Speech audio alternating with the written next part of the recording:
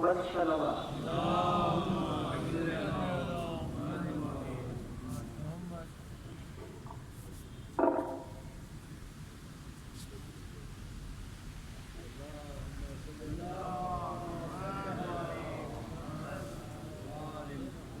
نعرہ تکبیر، نعرہ رسالت، نعرہ حیدری، نعرہ صلوات.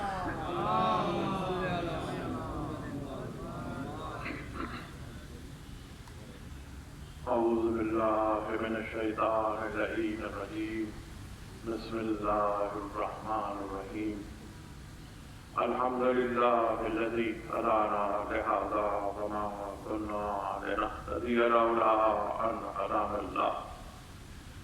لقد جاءت رسل ربنا بالحق والصلاة والسلام على النبي الأمي الخاتم لما سبق والفاتح لمن غلق المؤمن الحق بالحق أبي القاسم محمد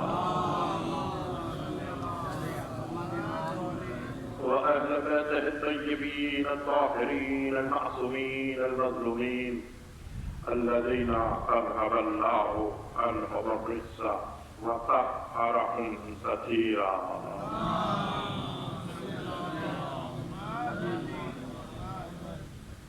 أما بعد فقد قال الله تبارك وتعالى في كتابه المجيد وفرقانه الحميد. بسم الله الرحمن الرحيم. ثم أورثنا الكتاب الذين اصطفينا من عبادنا فمنهم ظالم لنفسه ومنهم مقتصد ومنهم سابق بالخيرات. صلوات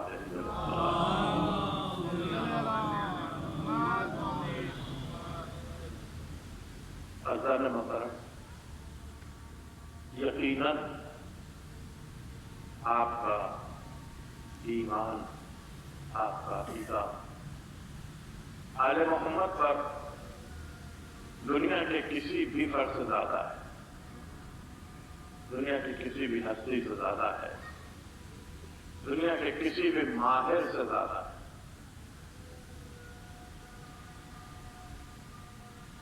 آپ تک ڈاکٹروں کا تو یہ پیغام پہنچا دیا گیا کہ فاصلے سے رہو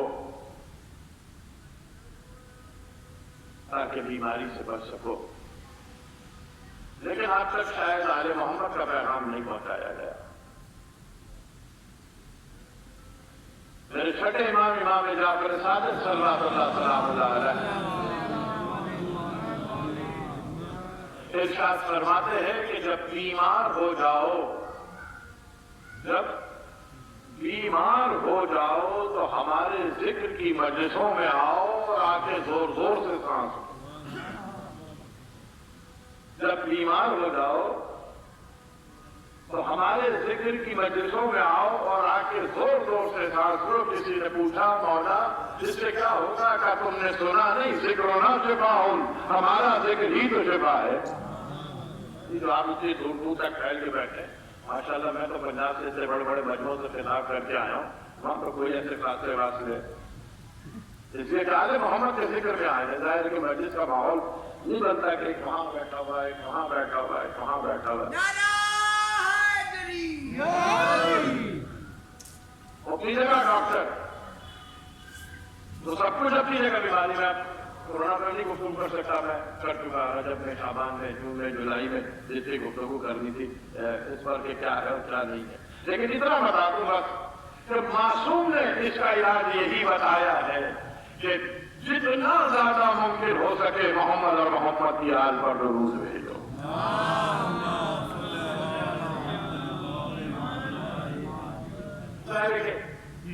جو معصوم کہتے وہ دنیا کا کوئی ماہر ہو، کسی فیلڈ کا ماہر ہو، اس کی کہاوت، اس کا تجربہ اور اس کا علم اپنی جگہ، لیکن معصوم کے کہے پہ غالب نہیں آ سکتا.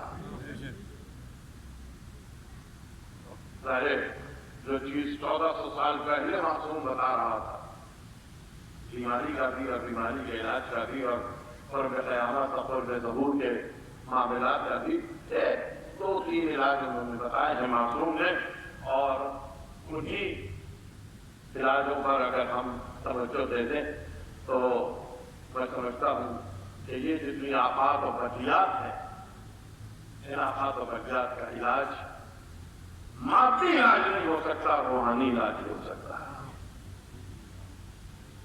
اور عجیب اتفاق یہ ہے کہ ہم نے اس دفعہ یہاں کی 5 مجالس کے لیے عنوان بھی زیارت جامعہ کو چنا ہے۔ زیارت جامعہ کمال، کسی چیز کا کمال وہ مانوی ہو یا مادی ہو، کمال مانوی ہو یا مادی ہو، اس کے حصول کے لیے انسان کو کسی نہ کسی سے رابطہ وابستگی اختیار کرنی پڑتی ہے۔ براہ راست نہیں اختیار کر سکتا انسان۔ دنیاوی طور پر بھی آپ دیکھتے ہیں، ڈاکٹر بننا چاہتا ہے تو انسان اپنے سے پہلے اور اپنے سے بہتر اس فن میں ماہر شخص کے بعد جاتا ہے اور پھر اس سے اس فن کو حاصل کرتا ہے۔ تو چاہے مادی ہو یا مانوی، دونوں صورتوں میں انسان کو کسی نہ کسی سے وابستگی، رابطہ یا توسل اختیار کرنا پڑتا ہے۔ ہمارے دین کی زبان میں اس کو توسل کہتے ہیں۔ توسل، واسطہ، سبب،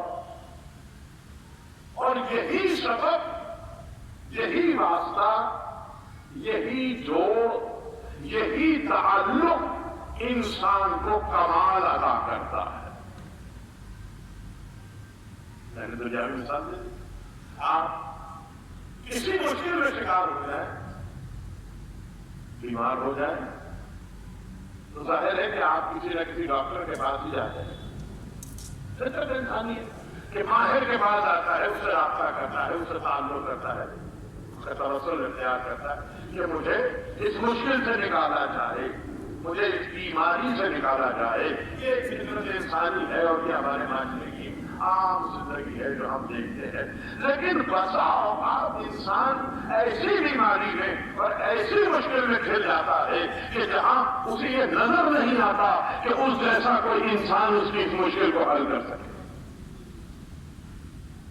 ظاہر ہے کہ اتنی دور دور آپ بیٹھے رہیں گے تو مجلس کا وہ ماحول تو بنے گا ہی، جب تک آپ بیٹھے رہیں گے اور قریب نہیں آئیں گے۔ لیکن بہرحال مجھے اپنا فرض ادا کرنا ہے اور کوشش کروں گا کہ آپ تک بات پہنچا دیں۔ آدھے قریب مولا کی، اگر آپ کو مولا پر ایمان ہے تو آ جائیں قریب۔ میں تو ہزاروں کے مجمع پر آئے گا، کچھ نہیں ہوا، کچھ نہیں ہوتا۔ آدھے محمد کے در سے شفا ملا کرتی ہے، بیماریاں نہیں ملا کرتی۔ ایمان ہونا چاہیے، عقیدہ ہونا چاہیے۔ نعرہ سلوات۔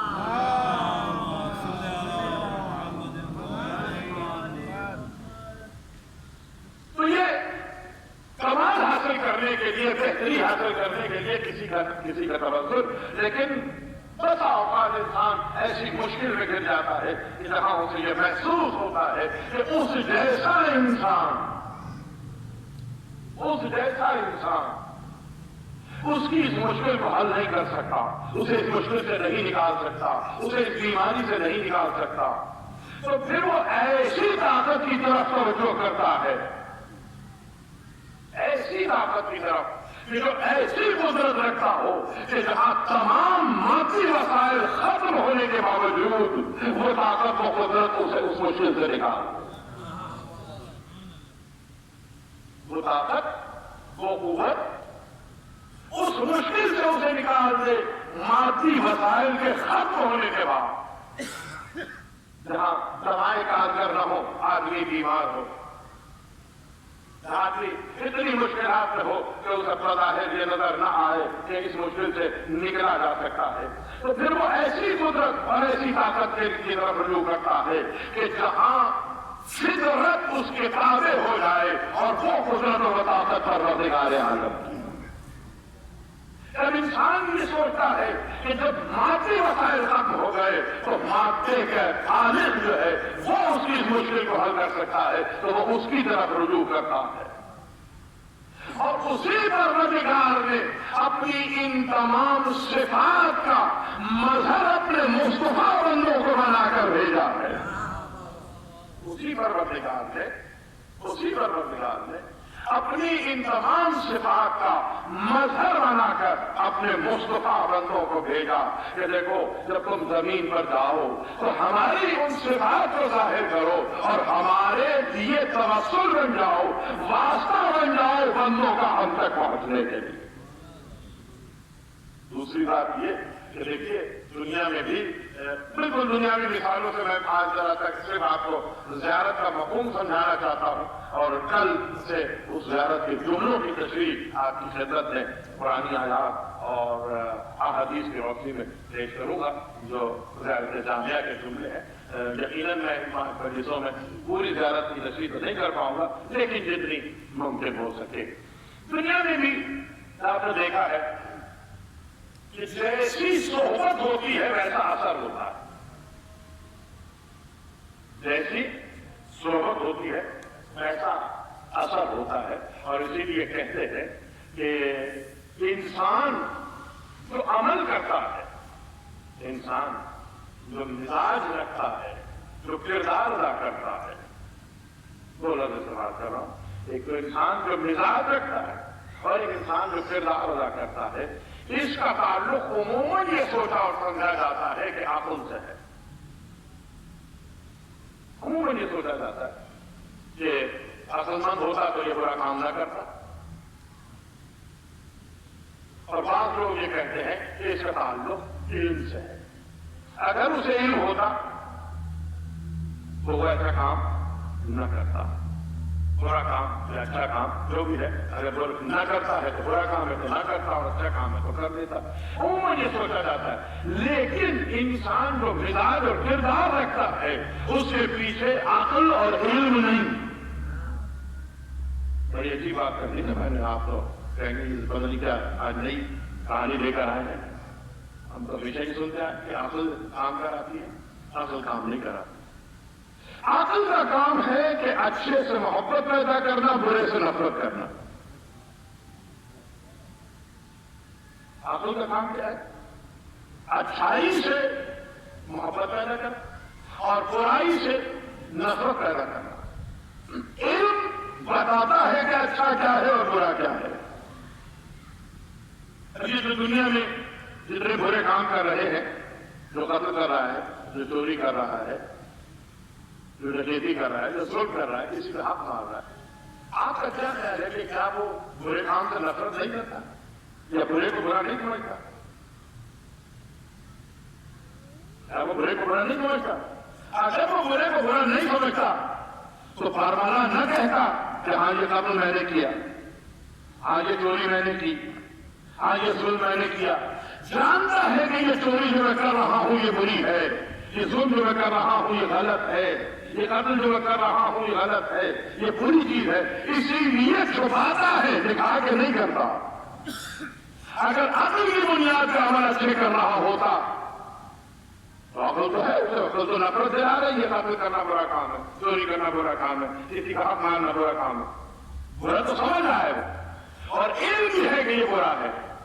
چھپانا یہ بتا رہا ہے کہ سمجھ رہا ہے کہ عمل برا ہے. پھر وہ چیز کیا ہے جو انسان کو عمل پر آمادہ کرتی؟ آج کل بڑا یہ زیارت موضوع ہے. اتفاق کی بات یہ ہے کہ یہ زیارت کا جو مسئلہ چلا ہے یہ تو بھاشور سے چلا. میں تو 3 مہینے پہلے حامد بھائی کو یہ عنوان زیارت جامعہ کا دے دیا تھا, ورنہ میں زیارت عاشورہ پہ بھی کر سکتا تھا اور کبھی کروں گا انشاءاللہ بتوفیق پنجتن. صلوات بھیجنے کو کروں.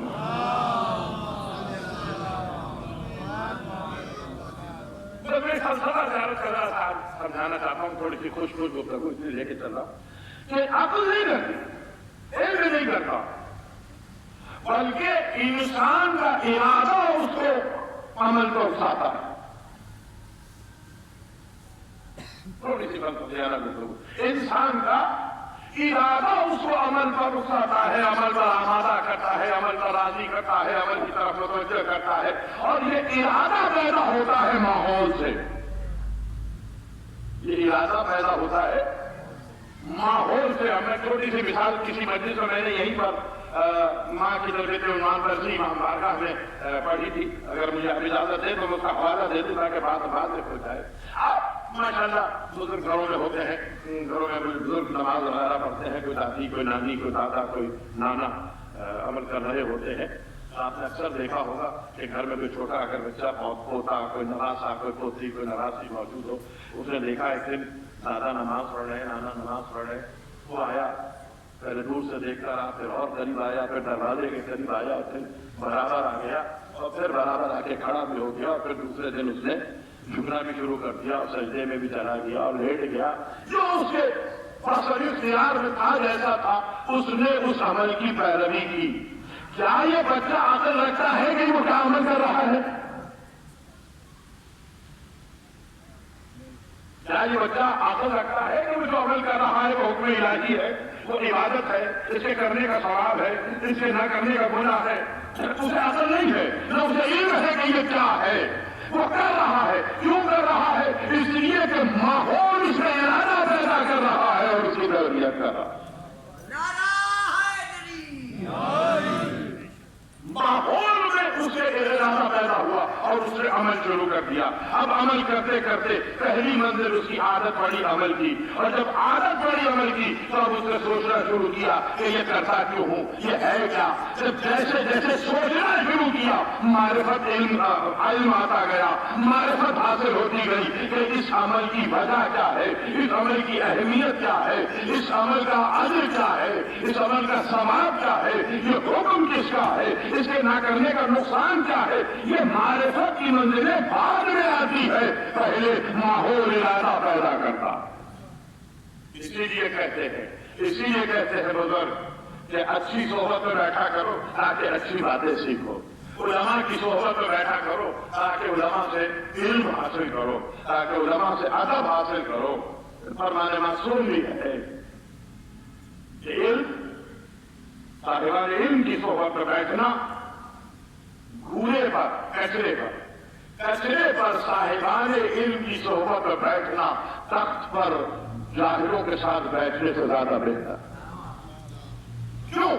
اس لیے کہ جب ان کے ساتھ بیٹھو گے عالموں کے, صاحبان علم کے, صاحبان کردار کے, صاحبان عقل کے, تو وہ ماحول بنے گا جو تمہیں وہی چیز حاصل کرنے کی طرف لے کر جائے. اس لیے پروردگار عالم نے اپنے ان مخصوص بندوں کو اپنی شفاعت کا مظہر بنا کے بھیجا اور تمہیں حکم دیا,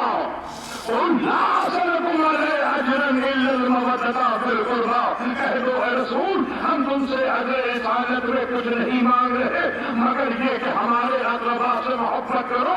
جب تم محبت کرو گے, ان کی صحبت میں بیٹھو گے, تو تمہیں ہماری شفاعت کا مظہر و شخصیات نظر آئے گی, تو ہماری معرفت کا ذریعہ بنتے چلے جائے. سوال سے دیکھو تو میں نے ابھی آغاز تقریر میں آپ سے کہا کہ معصوم نے ان بیماریوں کا علاج بھی ضرور میں بتایا ہے, اور اسی میں آپ سب سے زیادہ کنجوسی کرتے ہیں. یہ ابھی میں 16 تاریخ کو 16 محرم کو سال جوہر امام بارگاہ صاحب السلام میں گفتگو کرتے ہوئے بیان کر رہا تھا. سرکار خدمی مرتبت نے مستدرک حاکم نے اور مولا کائنات نے بحار الانوار کی 72ویں جلد, جس میں میرے استاد محترم نے بھی اس واقعے کو حضرت علی کے حوالے سے پڑھا تھا. میں نے دونوں حوالوں سے اس کو پڑھا ہے, لیکن اس میں حضرت علی کا ایک جملہ ہے جو آپ کی خدمت میں عرض کرتا چلوں. وہ فلم بھی چل رہا ہے میرے استاد محترم کا سلام علیہ بھی بھروں گا کہ حضرت علی نے کہا تھا موت الابیض موت الاحمر, موت الابیض اور موت الاحمر. لیکن اس میں جو میں چیز پیش کرنا چاہتا ہوں, باقی ساری چیزیں نہیں پیش کر رہا, اس میں جو میں چیز پیش کرنا چاہ رہا ہوں اس میں مولا کائنات نے کہا کہ 7 میں سے 4 آدمی مارے جائیں گے. میں اپنی تحقیق پیش کر رہا ہوں. 7 میں سے 4 آدمی مارے جائیں گے, موت الابیض اور موت الاحمر کے بعد. میں یہ سوچنے لگا دنیا کا دستور ہے, دنیا کا طریقہ ہے, جب بھی دنیا میں کوئی نسبتیں دیتا ہے تو یہ کہتا ہے کہ 10 میں سے 6, 10 میں سے 8, 10 میں سے 5, یا 100 میں سے 70, 100 میں سے 60, 100 میں سے 80. یہی سنا ہے نا آپ نے. کبھی کسی کو سنا 13 میں سے 7؟ کبھی نہیں سنا. 17 میں سے 6. سیدھا سیدھا حساب ہے, یہ 10 کا ہے, یہ 100 کا ہے. اشاری نظام 10 میں سے 6, یہ 100 میں سے 60. یہ حضرت علی نے 7 میں سے 4 کیوں کہا؟ علی کوئی بات کر رہا ہے, علی کوئی بات کر رہا ہے, تو ایسی ویسی تو نہیں ہو سکتی. یہ علی رسول تو 10 اور 100 کا ہے, یہ آپ نے 7 میں سے 4 کیوں کہا؟ تو میں تحقیق میں لگ گیا جب میں نے اس روایت کو پڑھا اور سنا کہ یہ حضرت علی نے 7 میں سے 4 کیوں کہا, تو جو پتہ چلا وہ یہ کہ آج دنیا کی آبادی 7 ارب ہے. آج دنیا کی آبادی 7 ارب ہے. علی نے کہا 7 میں سے 4 مارے جائیں گے اور 3 بچیں گے. تو لوگ پریشان ہو گئے کہ یا علی پھر ہمارا کیا ہوگا؟ کہ تمہارے ہی لیے تو خوشخبری ہے. خوشخبری دی ہے آپ کو علی نے, تمہارے ہی لیے خوشخبری ہے. تمہارے علی کے چاہنے والے, علی کے ماننے والے, تمہارے ہی لیے خوشخبری ہے. تم ہی تو بچو گے, تم ہی تو بچو گے. علی کیا کرے کہ محمد کی حال پہ کثرت سے درود پڑھا کرو.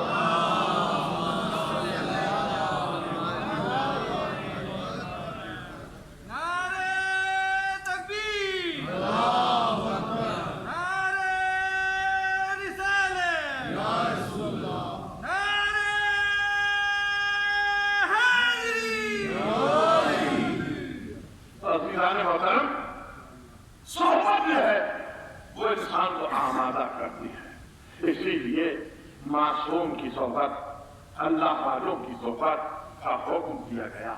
اب دیکھیے بہت ہی عجیب فلسفہ پیش کر رہا ہوں. اللہ عادل ہے, اللہ عادل ہے. کیا یہ ممکن ہے کہ وہ کسی کو زیادہ دے اور کسی کو کم دے اور امتحان برابر کر لے؟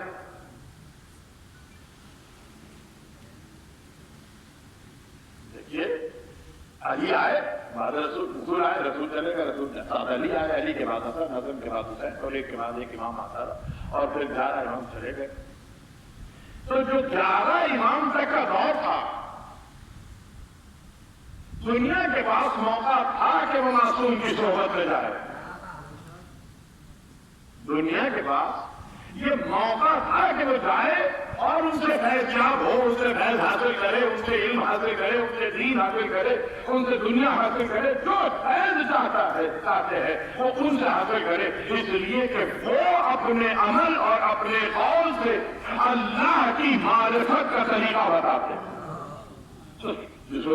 اب ہم اگر یہ سوال کریں کہ پروردگار عالم, ان کے پاس تو موقع تھا, ان کے پاس تو موقع تھا بارگاہ معصوم میں جانے کا, بارگاہ معصوم میں بیٹھنے کا, بارگاہ معصوم سے علم حاصل کرنے کا, بارگاہ معصوم سے دین حاصل کرنے کا, بارگاہ معصوم سے دنیا حاصل کرنے کا. اب جو ہم ہیں ہمارے دور میں معصوم نہیں ہے, ہمارے دور میں معصوم نہیں ہے. ہم کس کے پاس جائیں, ہم کس سے وہ روحانیت حاصل کریں؟ مادیت کے تو بہت سے ذرائع ہیں, مادیت کے بہت سے ذرائع ہیں, دنیا کی دولت حاصل کرنے کے بہت سے ذرائع ہیں, مکان حاصل کرنے کے بہت سے ذرائع ہیں, گاڑی حاصل کرنے کے بہت سے ذرائع ہیں, لیکن وہ روحانیت کے جو معرفت خدا عطا کرے, اس کے لیے پروردگار ہم کس کے پاس جائیں؟ تیرے وہ مصطفیٰ بندے اس دنیا سے پردہ کر چکے, یہی تو بتانا ہے کہ وہ دنیا سے پردہ کر چکے ہیں لیکن وہ حیات معنوی رکھتے ہیں آج بھی. اور اگر تم ان میں نہیں تو ان کے مزار پر بھی جا کر اگر وہ دعا کرو گے تو تمہیں وہی روحانیت عطا ہوگی جو ان کی صحبت سے عطا ہوگی. ان کے روزے میں جا کر بھی اگر تم وہ روحانیت طلب کرو گے, وہ معرفت طلب کرو گے, ان کے ذکر سے وہ معرفت طلب کرو گے, تو تمہیں وہی معرفت ملے گی, وہی روحانیت ملے گی, وہی مانوی کمال ملے گا جو ان کی صحبت میں بیٹھنے سے ملتا. تمہارے ساتھ ظلم نہیں ہوا, تمہارے ساتھ زیادتی نہیں ہوئی, بس تمہارا مرتبہ اور بڑھا دیا, تمہارا مرتبہ اور بڑھا دیا. اسی لیے کہا سرکار ختم مرتبہ احمد مصطفیٰ محمد مصطفیٰ علی من زارنی فی حیاتی او بعد موتی او زارک فی حیاتک او بعد موتک او زار ابنیک فی حیاتہما او بعد موتہما فمن له يوم القيامة من أحوالها وشدائدها فأسيره معي في درجتي, معي في درجتي. اب دیکھیے سرکار ختم مرتبہ نے جو فلسفہ میں نے ابھی بیان کیا, اس حدیث میں سرکار نے اس کو واضح کر دیا. یا علی من سارنی فی حیاتی اور بعد موتی. اگر رسول خالی یہ کہہ جاتے کہ یا علی من سارنی, اس کا مطلب یہ ہوتا کہ جو حیات رسول میں رسول کی زیارت کرے وہی مستفید ہے. جو حیات رسول میں رسول کی زیارت کرے وہی مستفید ہے. لیکن رسول نے نہیں, رسول نے جملے کو آگے بڑھایا, من سارنی فی حیاتی اور بعد موتی. جو میری زیارت کرے میری زندگی میں بھی اور میرے مرنے کے بعد بھی, میری زندگی میں بھی میرے مرنے کے بعد بھی, اور زارک فی حیاتی حیاتک اور بعد موتک, اور اے علی تیری زیارت کرے تیری زندگی میں یا تیرے مرنے کے بعد. جملہ سنیے گا, سننا سنیے گا, اس کی تفصیل ذرا سی. زارک فی حیاتک اور بعد موتک, اور تیری زیارت کرے تیری حیات میں اور تیرے مرنے کے بعد. اور زارا ابنیک, اور تیرے دونوں بیٹوں کی زیارت کرے فی حیاتہما, ان کی زندگی میں, اور بعد موتہما, ان کی موت کے بعد. ہر جگہ رسول نے صرف حیات کو نہیں بنایا, نہیں موت کے بعد بھی اگر زیارت کر رہا ہے, موت کے بعد بھی اگر زیارت کرا, سمند لہو یوم القیامہ, میں یوم قیامت اس کی ضمانت لیتا ہوں. میرا احوالہا و شدائدہا, کہ وہ جس کو صراط میں گھرا ہوگا, جن شدائد میں گھرا ہوگا, اس سے میں نکال دوں گا. حتی اسیرہو, یہاں تک کہ میں وہ میرے ساتھ میرے درجے میں ہوگا. نعرہ حیدری, نعرہ صلوات.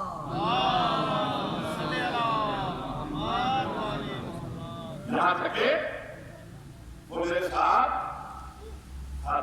اسیرہو معی فی درجتی, میرے ساتھ ہوگا میرے درجے میں. جو زیارت کرے گا رسول کی حیات میں یا موت کے بعد, علی کی حیات میں یا موت کے بعد, حسنین کی حیات میں یا موت کے بعد. اب زیارت جو ہے یہ لفظ زارا یزورو, یہ ہے دیکھنے کے معنی میں, یہ ہے دیکھنے کے معنی میں. ظاہر ہے کہ جیسے کہ میں ابھی کہہ رہا تھا کہ جو حیات رسول میں موجود تھے وہ تو دیکھ سکتے تھے, لیکن اب جو حیات ظاہری رسول کی, علی کی اور ائمہ معصومین کی ختم ہو گئی, تو یا رسول اللہ اب ہم کیسے دیکھیں. ابھی بھی کچھ لوگ ہیں جو کہتے ہیں جی آپ ہمیں رسول نظر آ گئے, ہمیں مولا کائنات کی زیارت ہوئی, ہمیں تعالیٰ کے امام کی زیارت ہوئی, ہے کچھ لوگ. لیکن ہر کوئی تو یہ نہیں کہتا, اور نہ کوئی ایسا فارمولہ ہے کہ آپ کہیں کہ صاحب 2 رکعت نماز پڑھو تو آ جائے گی, زیارت ہو جائے گی, 100 رکعت نماز پڑھ لو تو زیارت ہو جائے گی. ہے ایسا کوئی فارمولہ؟ گارنٹی کوئی نہیں ایسے فارمولے کی. تو یا رسول اللہ جنہوں نے حیات میں دیکھ لیا انہوں نے دیکھ لیا, اب ہم بعد حیات آپ کی اور آپ کے فرزندوں کی اور ائمہ معصومین کے ہم کیا کریں. تو کہا ضروری نہیں ہے کہ تم آنکھوں سے دیکھو, تم ہماری صفات کے ساتھ ان کا ذکر کرتے چلے جاؤ, تمہاری زیارت کو ہم وہی زیارت بنا دیں.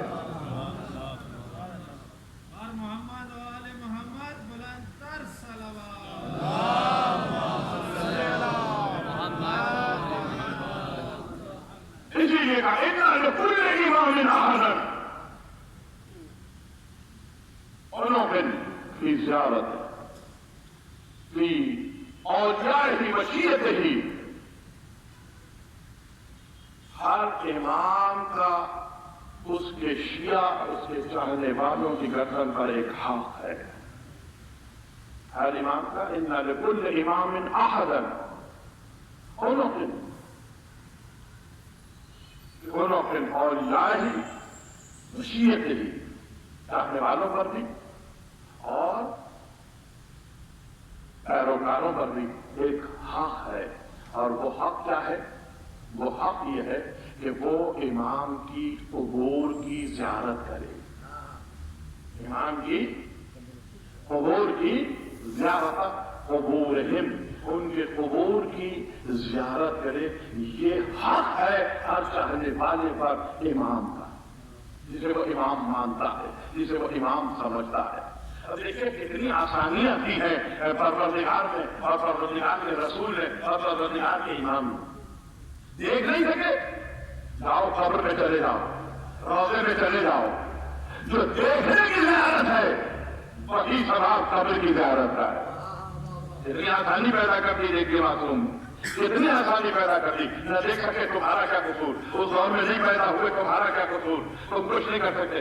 ہم تو آسانی بتا دیتے ہیں. نہ صحیح چہرے کی زیارت، تم قبر میں چلے جاؤ، تم قبر کی زیارت کرو، ہم تمہیں وہی اجر دیں گے جو چہرے کی زیارت کا اجر ہے.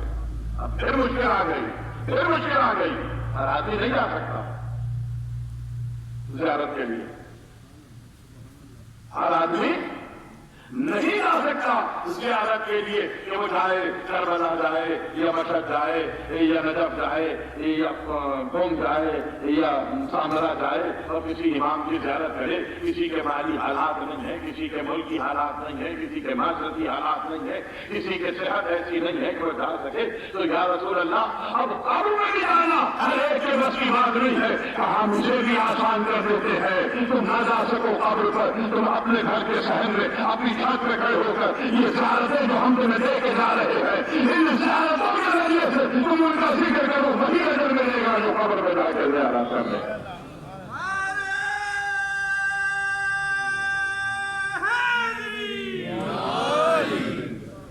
یہ ہے زیارت. اور کئی زیارتیں ہیں، الفاظ جدا جدا ہیں، صفات جدا جدا ہیں. ہر زیارت کے زیارت حادثہ ہے، زیارت عاشورہ ہے، زیارت جامعہ ہے. زیارت جامعہ کی جو خصوصیت ہے وہ یہ ہے کہ یہ ایک زیارت سب کے لیے ہے. یعنی سرکار خطیب مرتبہ سے لے کر امام زمانہ تک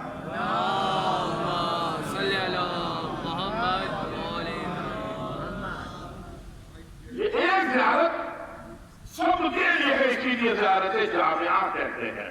سب جمع ہو گئے، سب کی طرف ادا ہو گئی. یہ ایک زیارت. زیارت عاشورہ صرف امام حسین کے لیے، زیارت حادثہ صرف امام حسین کے لیے ہے. حضرت علی کی زیارت الگ ہے، امام حسن کی زیارت الگ ہی ہے، امام حسین کی زیارت الگ ہی ہے، امام زمانہ کی زیارت الگ ہی ہے، امام رضا کی زیارت الگ ہی ہے. لیکن یہ زیارت جامعہ وہ زیارت ہے جو ایک زیارت آپ پڑھیں اپر چلے کر آخر 14 کے 14 کی زیارت ہو جائے. اور اس کی ظاہر کے تشریح مجھے چند جملوں کی کرنی ہے. آج صرف ایک جملے کی زیارت تشریح حوالہ بیان کر کے گفتگو کا تمام کروں گا. السلام علیکم یا اہل بیت النبوہ ومعز الرسالہ. یہ خطرناک جملہ ہے، یہ پہلا ہی جملہ بڑا خطرناک. ذرا سا ایمان کمزور ہو نا بات نہیں ہل جاتا. لیکن بات صرف سمجھنے کی ہے، صرف سمجھنے کی ہے. اور معصوم کا یہ فرمان بھی ہے کہ اگر ہماری کوئی فضیلت تمہاری سمجھ میں نہ آئے تو رد نہیں کرنا، ہماری تب بڑھا ہے. لیکن کتنی آسانیاں دی ہیں. ہر آدمی کی عقل وہاں نہیں پہنچ سکتی جہاں آل محمد ہے. اور آل محمد نے آسان طریقہ بتا دیا کہ اگر تمہاری سمجھ میں نہیں آ رہی تو یہ نہیں کہنا کہ میں نہیں مانتا، یہ نہیں کہنا ایسا نہیں ہو سکتا، یہ نہیں کہنا ایسا شرک ہے، یہ شرک ہے. کہنا معصوم مولا آپ جانے کی زیارت جامعہ. یہ زیارت جامعہ جو امام علی نقی صلی اللہ علیہ وسلم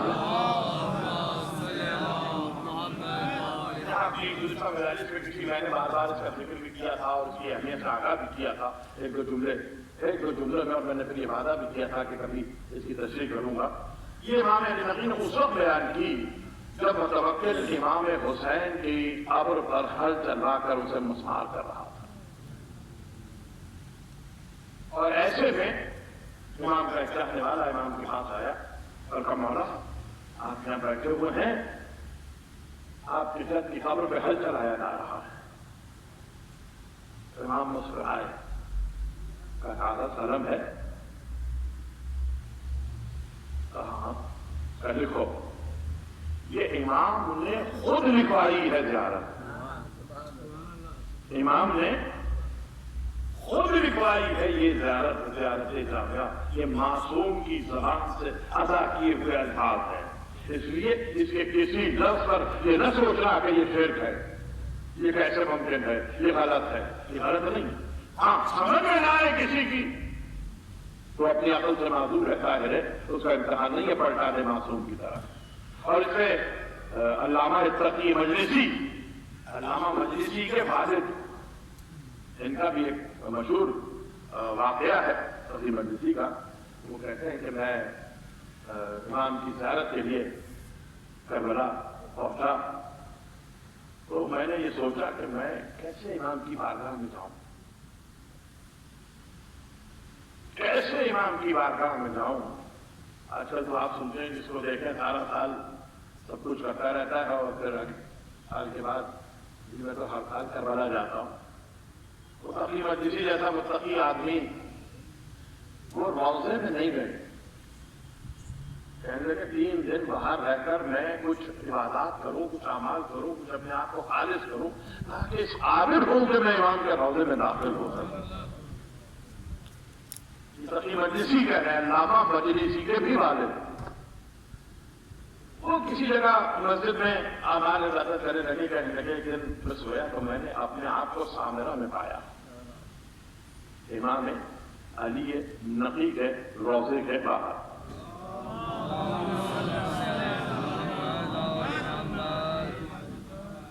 جب میری آنکھ کھولی تو میں نے دیکھا کہ امام زمانہ کھڑے ہوئے تھے. اچھا امام زمانہ سے آپ کو نہیں محبت ڈر گئے؟ امام زمانہ آپ کے زمانے کا کھڑے ہوئے امام زمانہ. تو امام زمانہ نے تقی مجلسی سے کہا زیارت جامعہ کیوں نہیں پڑھتے, زیارت جامعہ کیوں نہیں پڑھتے. زیارت جامعہ 3 دفعہ مجلسی کہتے. تو میں نے اشارہ کیا امام علی نقی کی قبر کی طرف, میں نے کہا یہ تو آپ کی کے جد نے لکھوائی تھی. کہا ہاں یہ ہمارے ہی جد نے لکھوائی تھی. تو تقی مجلسی کہتے ہیں کہ مجھے زبانی یاد نہیں تھی, مجھے زبانی یاد نہیں تھی, میں پڑھتا تھا لیکن زبانی یاد نہیں تھی. جب امام نے مجھ سے کہا کہ کیوں نہیں پڑھتے اور میں نے پڑھنا شروع کیا تو خود بخود الفاظ میری زبان میں آتے گئے اور میں پوری زیارت پڑھ گیا.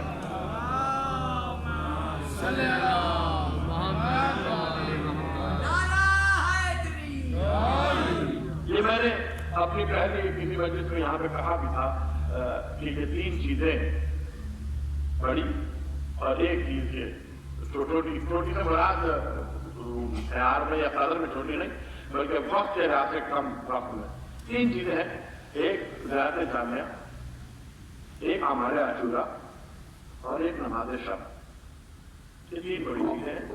بڑی سے مراد ہے کہ وقت لیتی ہے, ظاہر ہے کہ اس کا ایک جگہ ہے, کہ اس کا ایک طریقہ ہے, نماز پڑھنی ہے, بیٹھ کے پڑھنی ہے, پھر اس کے بعد اس کو یہ پڑھنا ہے تو وہ پڑھنا ہے, تو کھڑے سے زیارت پڑھنی ہے. تو طریقہ ان معنوں میں بڑی یعنی وقت چیز ہے. اور جو چھوٹی سی چیز ہے وہ ہے درود.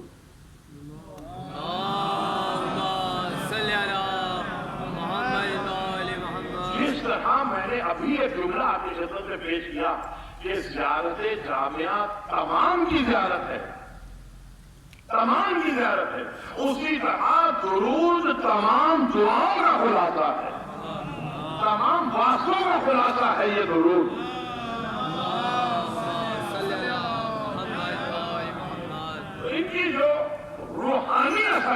रूहानी कमालात हैं, ये लफ्जों में बयान नहीं हो सकते, ये लफ्जों में बयान नहीं हो सकते।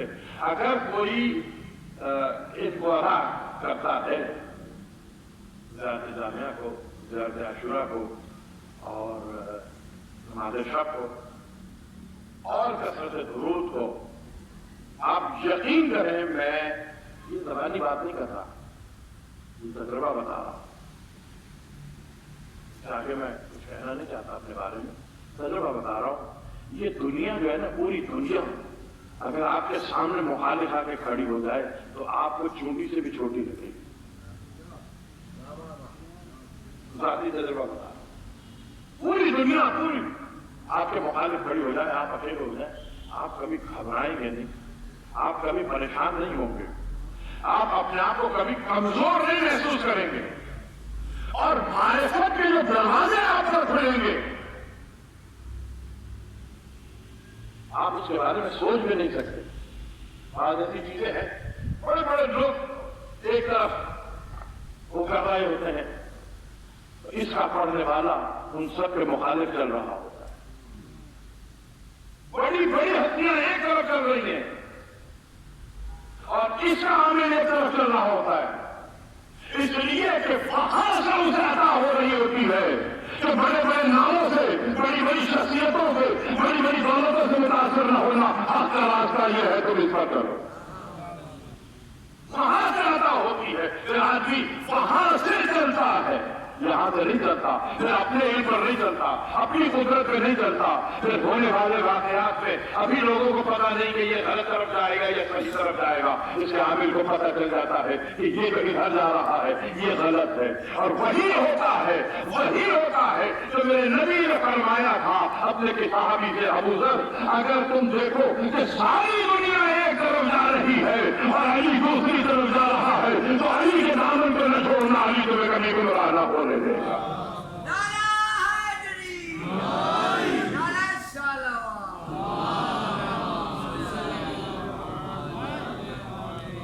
अली के दामन को नहीं छोड़ना, अली गुमराह न होने देगा। तो वहां अली के दामन को साथ किया था, यहां अली के जिक्र को साथ किया है। अस्सलामु अलैकुम या अहले बैत नबूवा। एक तरफ से आज थोड़ा सा हवाला देता जाऊं, इंशाअल्लाह कल मेरे पास की तारीफ तस्वीर करने की कोशिश करूंगा। जो कुछ हासिल किया है, दावा कभी भी ऐसा किया नहीं है। और मुअज़्ज़ज़ रिसाला, नबूवत के अहल, जुमला सुनिएगा, नबी के अहल नहीं, नबूवत के अहल, अहले बैत नबूवा। नबी के अहल और नबूवत के अहल में फर्क है। और मुअज़्ज़ज़ रिसाला, रिसालत की जगह जहां से रिसालत निकलती है। अब इसमें अहले बैत पे बड़ी गुफ्तगू है और दूसरी दफा जमात इस्लामी में मैंने जब जनाब सैयदा की मजालिस से खिताब कर रहा था तो लाहौर में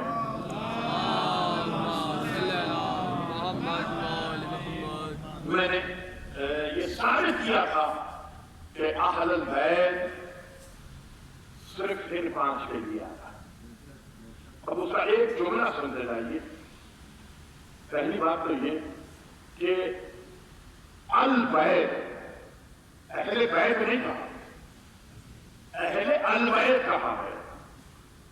अहल बैत तो अलग अलग करें तो अहले अस्सलामु अलैकुम, ये अहला अल बैत, अहला बैत और अहला अल बैत में क्या फर्क है?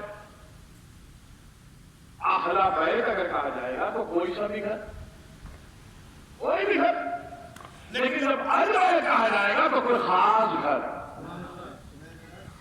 कोई खास घर। और ये अल बैत का लफ्ज़ कुरान मजीद में 12 मरतबा आया है। कितना मरतबा? 12 मरतबा। और इस लतीफ नुक्ता सुनते जाइए कि अल बैत का लफ्ज़ 12 मरतबा आया है और अहलुल बैत का लफ्ज़ 2 मरतबा आया है। 12 और 2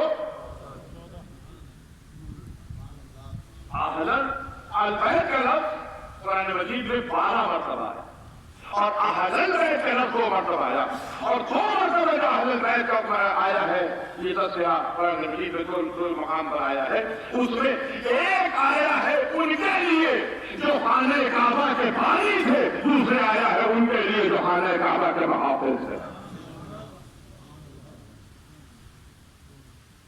ایک ابراہیم کے خانوادے کے لیے اور ایک محمد مصطفیٰ کے خانوادے کے لیے۔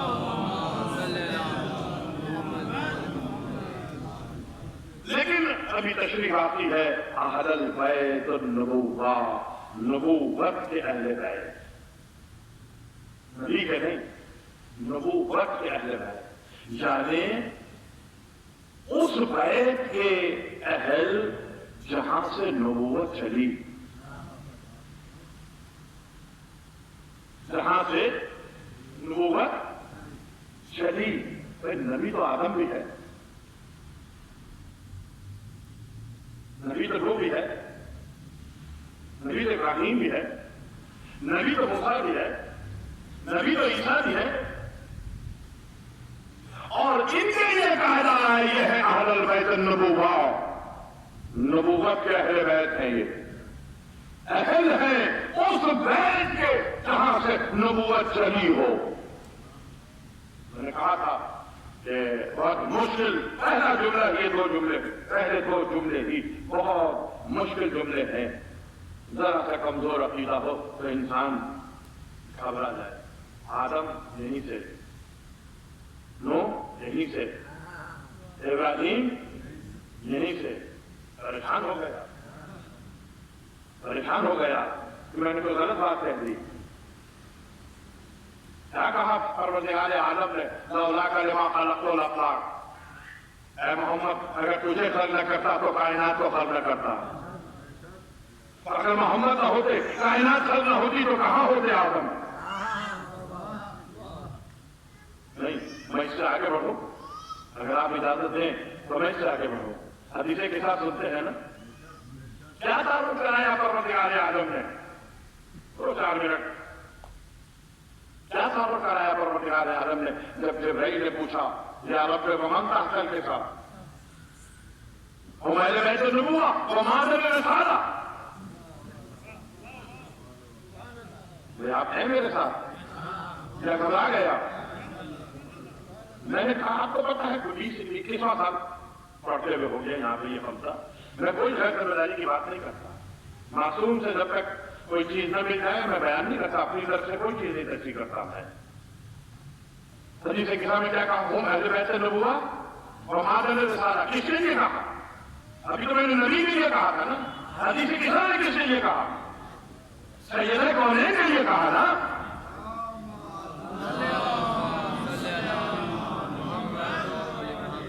آج آپ کا مزاج نہیں ہے، مجھے لگ رہا ہے کہ سننے کے لیے آپ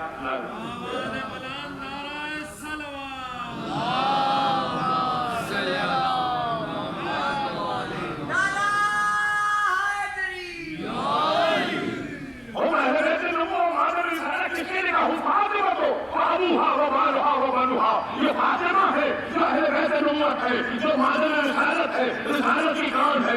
اگر نبوت چلی ہے تو فاطمہ کی وجہ سے چلی ہے، اگر یہ رسالت چلی ہے تو فاطمہ کی وجہ سے چلی ہے۔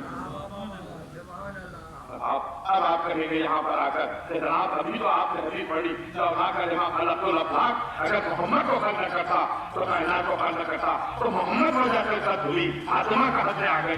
اگر یہ حدیث یہاں ختم ہو جاتی تو میری بات غلط ہو جاتی، میرا دعویٰ غلط ہو جاتا، لیکن حدیث آگے بڑھی لولا علی لما خلقتک، اے محمد اگر علی نہ ہوتے تو تجھے بھی خلق نہ کرتا۔ گھبرانا نہیں، گھبرانا نہیں، گھبرانا نہیں، ثابت کر کے جاؤں گا، دلیل لے کے جاؤں گا، دلیل نہ تو ثابت نہ کر کے جاؤں، مطمئن نہ کر کے جاؤں، آئندہ ممبر پہ نہ بیٹھنے دینا۔ لولا علی لما خلقتک، اے محمد اگر علی نہ ہوتے تو تجھے خلق نہ کرتا۔ تو بات پھر علی پہ آ کے رک گئی کہ علی ہوئے، سیدہ کہاں گئی؟ حدیث یہاں بھی نہیں رکی، لولا فاطمہ کو لما خلقتکما، اگر فاطمہ نہ ہوتی تو تم دونوں کو خلق نہ کرتا۔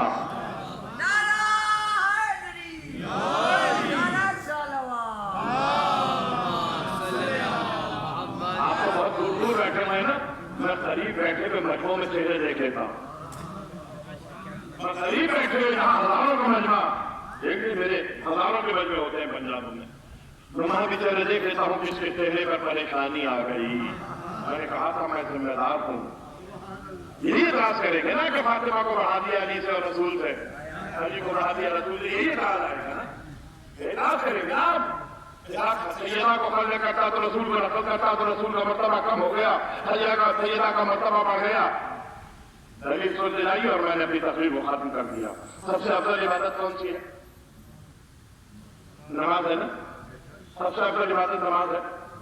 अगर नमाज कबूल है तो सब कबूल है, अगर नमाज कबूल नहीं तो कुछ कबूल नहीं। ठीक है, नमाज पढ़ने से पहले क्या करते हैं? वुजू करते हैं ना, वुजू। असल इबादत नमाज है कि वुजू है? मौलाना कम से कम आपकी तरफ से तो मेरी हौसला अफजाई होनी चाहिए। आप जैसे बुजुर्गों से तो सीख के पढ़ने के काबिल हुए हैं ना।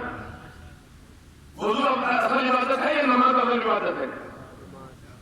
नमाज असल इबादत है। अच्छा, अगर नमाज असल इबादत है तो बगैर वुजू के पढ़ के दिखाइए।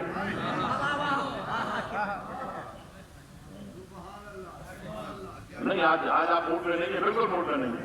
ये सिर्फ इसी वजह से कि फासले बहुत ज्यादा है ना। अली वाले बिना फसल के मानने वाले जब फासलों में बैठेंगे तो ऐसे ही होगा। तो वुजू असल इबादत नहीं है, नमाज असल इबादत है। पढ़ के दिखाइए बगैर वुजू के नमाज। जब नरू खड़े हो जाए, क़याम कर ले, हम पढ़ ले, सूरज रुकू कर ले, सजदा कर ले, सलाम फेर ले, हो गई नमाज। क्या नमाज नहीं हुई? क्यों नहीं हुई? क्या इसलिए कि वुजू नहीं किया? तो भाई असल इबादत तो नमाज है, असल इबादत नमाज है, लेकिन मुकद्दर वाजिब वाजिब हुआ करता है। जब तक वुजू नहीं करोगे नमाज नहीं होगी। असल तो मोहम्मद की जात है, जब तक सैयदा के पास नहीं आओगे मोहम्मद ही नहीं मिलेगा।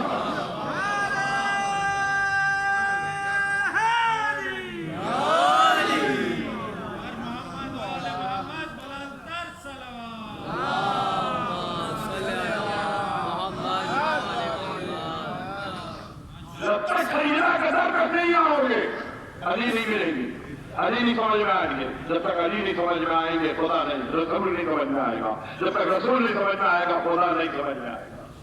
तो वसीला है ये, चैनल ये है। तुम बगैर वुजू के नमाज पढ़ना चाहते हो, तुम बगैर। अब ये फिर कभी आने वाली तकरीरों में बताऊंगा कि क्यों सैयदा मादन रिसाला है, क्यों सैयदा अहले है। अगर सैयदा न होती तो कायनात न होती। इसलिए कि सैयदा ही ने तो कुर्बानी दी है ना, चक्कियां पीस पीस के बच्चों को पाला है। चक्कियां पीस पीस के सैयदा ने बच्चों को पाला। 4 बच्चे पाले, 2 बेटे 2 बेटियां। दोनों बेटे दीन के काम आए, दोनों बेटियां दीन के काम आई। बेटे हसन हुसैन, बेटियां ज़ैनब कुलसूम। मोहम्मद की मेहनत को बचाया है हुसैन इब्न अली ने, और सिर्फ मोहम्मद की नहीं, आदम से लेकर खातम तक हर नबी की मेहनत को बचाया हुसैन इब्न अली ने। न होते हुसैन इब्न अली तो ये आज जो यजीद की औलादें यजीद की हिमायत में चिल्ला रही है, ना होता हुसैन तो सोचिए क्या होता। 1400 साल पहले यजीद को अपना इमाम मान चुके थे, यजीद को पैगंबर भी माना जाता, यजीद को खुदा भी माना जाता। अगर हुसैन न होता तो ये हुसैन ही का तो सदका है कि आज अगर कहीं से एक आध कोई यजीदी नुस्खा पैदा हो गया तो हो गया, लेकिन जाइए दुनिया के हर मजहब में यजीद एक लानत बना दिया हुसैन इब्न अली, एक गाली बना दिया हुसैन इब्न अली ने यजीद के नाम को। तो 1,24,000 अंबिया की मेहनत को बचाया हुसैन इब्न अली ने। खुदा की मारिफत को मनवाया है हुसैन इब्न अली ने, दीन को पहचानाया है हुसैन इब्न अली ने। तो जो दीन इलाही को बचाए उसे हुसैन कहते हैं, और जो हुसैन की मेहनत को बचाए उसे ज़ैनब कहते हैं।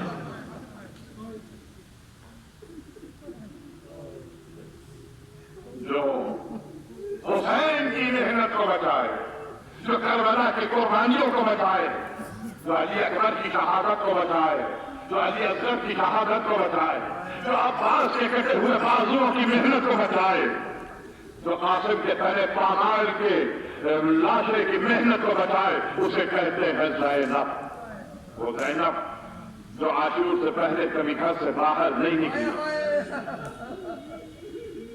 جس نے کبھی زندگی میں غیر مرد سے گفتگو نہیں کی، وہ زینب جس کی ماں کا جنازہ بھی رات کے اندھیرے میں اٹھا تھا،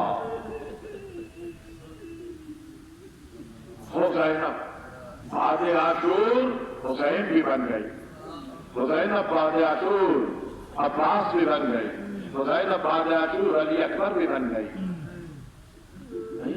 ادھر حسین رخصت آخر کے لیے آئے اور ادھر حسین نے آواز دی، عباس نہر کے کنارے سو رہے ہو، آؤ بھائی کو سوار کراؤ۔ علی اکبر باپ کو سوار کرانے کے لیے نہیں آتے تو ایسے میں خیمے کا پردہ ہٹاؤ، اور علی کی بیٹی زینب عباس بن کے باہر آئی، بھائی عباس نہ صحیح زینب کو ہے نا۔ زینب نے نظام فرس کو تھاما، بھائی کو گھوڑے پہ سوار کرایا، رخصت کیا، حسین چلے گئے، شہادت ہو گئی حسین کی، شہادت ہو گئی حسین کی۔ زینب آئی، زینب نے نبی پہ کھڑے ہو کے دیکھا، بھائی نظر نہ آیا، گھر میں آئی اور اب جو خیمے میں آئی تو سید سجاد کو جگایا، بیٹا سید سجاد ذرا جاگو، تمہارے بابا کا نظر نہیں آ رہے۔ بیٹے نے کہا پھوپھی اماں ذرا خیمے کا پردہ ہٹائیے، خیمے کا پردہ ہٹا۔ بیٹا کہتا ہے السلام علیکہ یا ابا عبداللہ، السلام علیکہ یا ابن رسول اللہ۔ بیٹا یہ کسے سلام کر رہے ہو؟ کہا بھوبی اماں وہ نوکے نیزہ تھا میرے بابا کا سر۔ یہاں سے امتحان زینب شروع ہوا ہے، یہاں سے امتحان زینب شروع ہوا، اور اب زینب نے بچوں کو جمع کیا۔ صبح تک حسین لاشیں اٹھا رہے تھے، شام غریبہ کے بعد زینب لاشیں اٹھا کے لے کے آئی، اور پھر جب سب کو زینب نے ایک جگہ جمع کر دیا تو مقتل میں آئی، اور مقتل میں آ کے زینب محمد مصطفیٰ بن گئی، زینب فاطمہ زہرا بن گئی، زینب علی مرتضیٰ بن گئی۔ ایک مرتبہ بھائی کے لاشے کو ہاتھوں میں اٹھا کے زینب نے آسمان کی طرف نگاہ کی، اللہم تقبل ھذا القربان، پروردگار اس قربانی کو قبول کر، جو قربانی محمد مصطفیٰ کی طرف سے تھی، زینب محمد مصطفیٰ بنی، جو قربانی علی مرتضیٰ کی طرف سے تھی، زینب علی مرتضیٰ بنی، یہ قربانی فاطمہ زہرا کی طرف سے تھی، زینب فاطمہ زہرا بنی۔ پروردگار اس قربانی کو قبول فرما۔ اور پھر زینب نے کربلا سے لے کے کوفہ، کوفے سے لے کے شام تک امتحانوں پر امتحان دیے، اور پھر وہ خطبہ دیا ابن زیاد کے دربار میں، اور یہ کہہ کے زینب نے قیامت تک مجلسوں کی بقا کی ضمانت لے لی، ابن زیاد تو ساری کوششیں کر لے، تو ہمارے جگر کو مٹا نہیں سکتا۔